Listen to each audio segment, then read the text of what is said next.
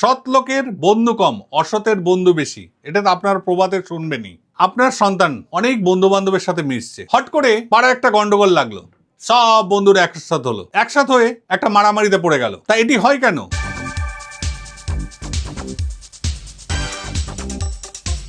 নমস্কার, আমি সুবীর জ্যোতি শাস্ত্রী।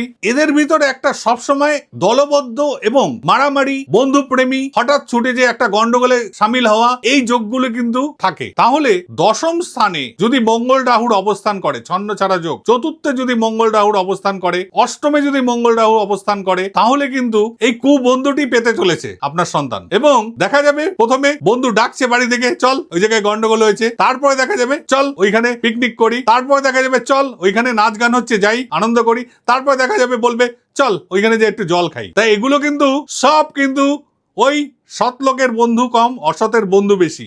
তা অসৎ ব্যাপারটা কিন্তু এই মঙ্গল রাহু থেকে আসে। তা এক্ষেত্রে আপনার সন্তানটি যদি বাড়িতে দেখেন এরকম বন্ধু বান্ধব ডাকছে, এদিকে ওই জায়গায় নিয়ে যাচ্ছে, তাহলে কিন্তু ভাববেন এই ছকটির ব্যাপারে কি ধরনের বন্ধু ডাকছে। গন্ডগোলে ডাকছে, না একটা ভালো আলোচনা সভা যেখানে কালচারাল আলোচনায় ডাকছে।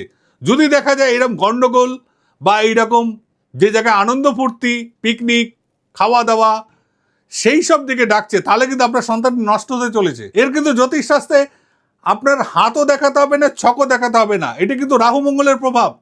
এই রকম যদি আপনার সন্তানটি করে, অবশ্যই অবশ্যই বিজ্ঞ জ্যোতিষের পরামর্শ নেবেন। এবং এর পথ আমরা বের করেছি এবং করে অনেককে ভালো করেছি এবং আমরা করে দেওয়ার চেষ্টা করব।